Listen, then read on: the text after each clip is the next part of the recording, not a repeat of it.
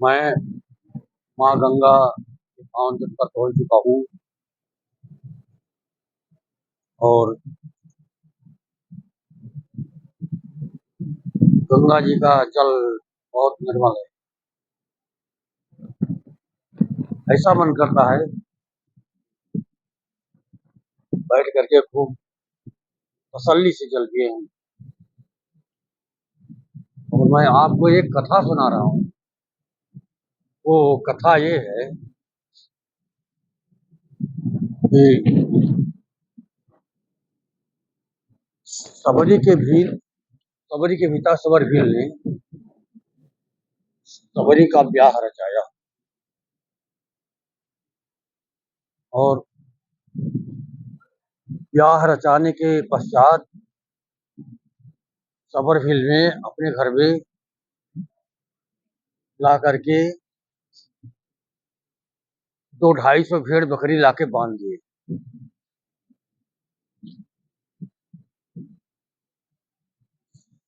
सबरी ने देखा अभी तक हमारे घर में कोई भेड़ बकरी नहीं थे, आज ये कहाँ से आ गए। सबरी ने अपने पिताजी से पूछा, पिताजी ये भेड़ बकरी जो लेकर आए हो ये किस लिए लेकर आए हो।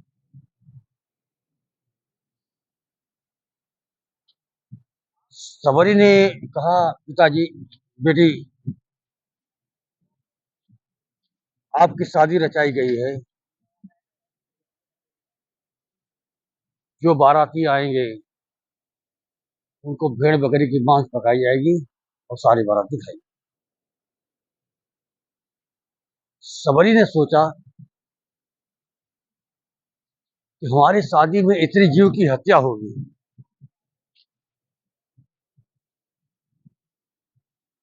तो सबरी ने सोचा कि यहाँ से निकल चलते हैं, घर छोड़ देते हैं, चलते हैं जंगल में। सबरी ने और रात को 12 बजे जब सब लोग सो गए, सबरी उठ करके जंगल की तरफ भागती चली। भागते भागते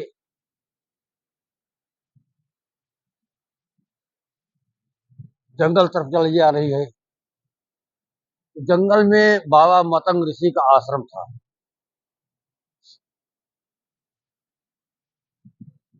आश्रम के बाहर दीपक जल रहा था। दीपक के सहारे सहारे सबरी जंगल तरफ भागती चली।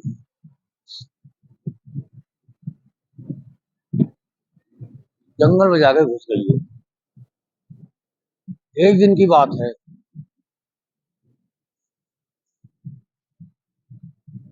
बाबा मतंग ऋषि अपने शिष्य के साथ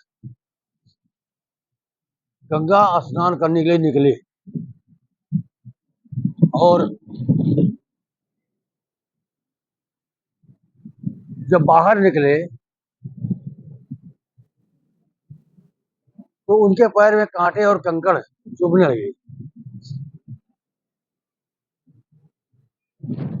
सबरी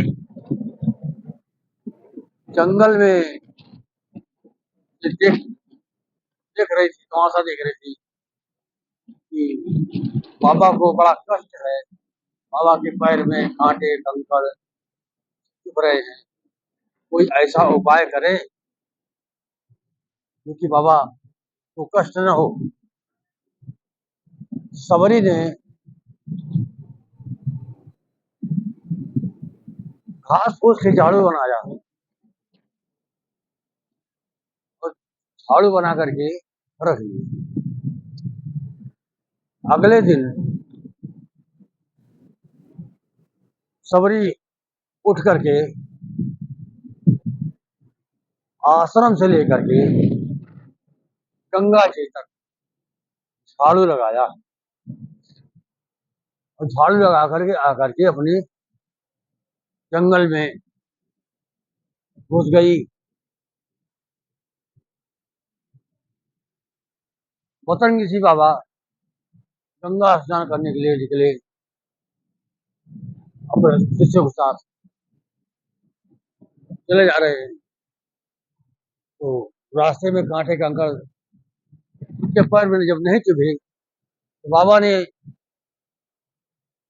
अपने शिष्य से पूछा कि ये बताओ कि कौन सा ऐसा भक्त है जो ये रास्ता साफ किया है। शिष्य ने कहा महाराज मुझे मालूम नहीं है किसने ये रास्ता साफ किया है। बाबा ने कहा इसका ध्यान किया जाए, निगरानी किया जाए, कौन ऐसा भक्त है।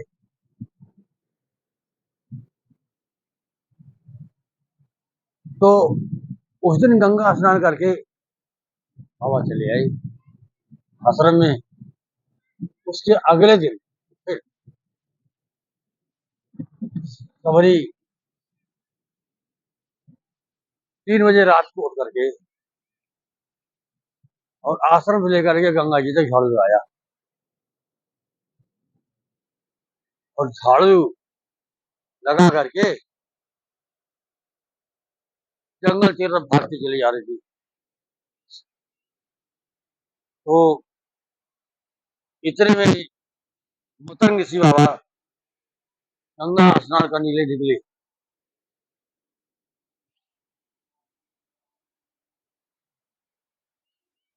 और सबरी जंगल तरफ भागती चली जा रही थी।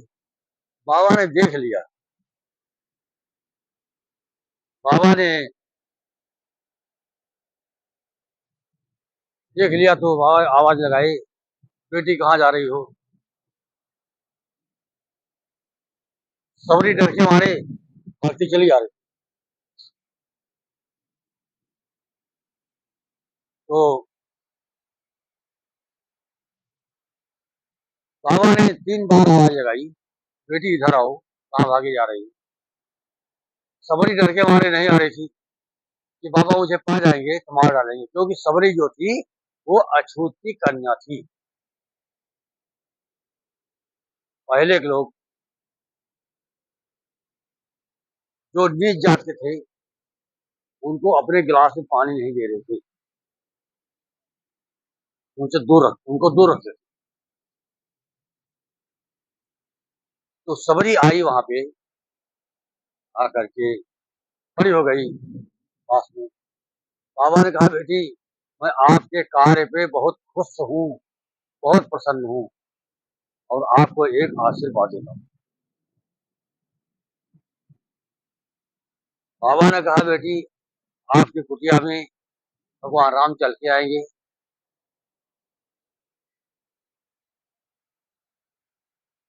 तो सबरी ने जैसे आशीर्वाद पाया वैसे सबरी प्रसन्न मन से हंसती हुई और यही कहती थी आज मेरी कुटिया में भगवान राम आएंगे, आज मेरी कुटिया में भगवान राम आएंगे। सबरी रोज सवेरे उठ करके अपनी कुटिया किले के द्वारे तक साफ करती थी और गंगा जल छिड़क करके सुंदर सुंदर फूल सजाती थी और सजा उसके बाद यही कहती थी आज मेरी कुटिया में भगवान राम आएंगे, आज मेरी कुटिया में भगवान राम आएंगे। एक दिन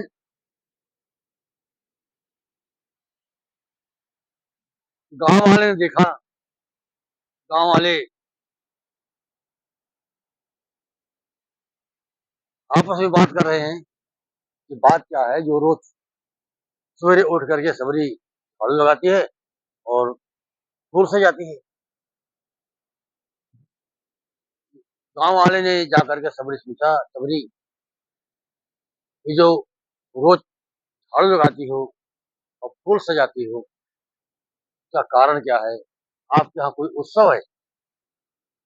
सबरी ने कहा, मेरे यहाँ कोई उत्सव नहीं है। बाबा मतंग ऋषि ने हमें आशीर्वाद दिया है कि आपकी कुटिया भगवान राम चल जाए। गांव वाले ने कहा, सबरी तू पागल हो गई है, बावली हो गई है। आज तक भगवान राम किसी को दर्शन नहीं दिए। सबरी ने कहा, मुझे विश्वास है, बाबा ने आशीर्वाद दिया हुआ है मुझे।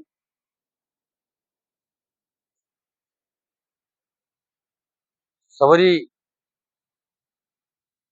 मिलने के लिए भगवान राम सीता जी की खोज करते करते सबरी के आश्रम में पहुंचे।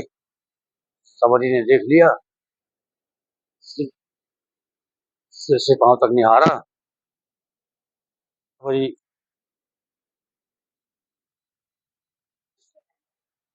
ये सोचा कि कोई दूसरा ना हो, लेकिन सबरी ने पूछा कि आप कौन हैं? भगवान राम ने कहा, ये मेरा भाई है, लक्ष्मण है और मैं राम। सबरी तुरंत भगवान राम के पैरों पर गिर पड़ी, लिपट गई और कही, प्रभु मैं आपका इंतजार करते करते इतने देर से इंतजार कर रही थी, आप कहाँ थे अभी तक? सबरी बेचारी दौड़ी दौड़ी गई, जा करके गंगा जल लेकर आई, ला करके वहां राम और लक्ष्मण का पैर धुला, पखारा। पखारने के बाद सबरी ने उस जल को अपने माथे लगाया। फिर उसके बाद में सबरी जाके जंगल से बेर तोड़ तोड़ करके लेकर आई।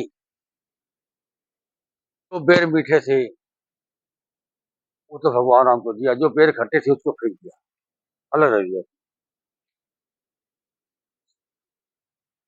सबरी का दिया हुआ बेर भगवान राम इतना खुश होकर के भोग लगा रहे हैं और कहते हैं, सबरी ये बहुत सुंदर बेर है, बहुत मीठा बेर है। इसी पर लोग भजन गाते हैं। भजन ये है,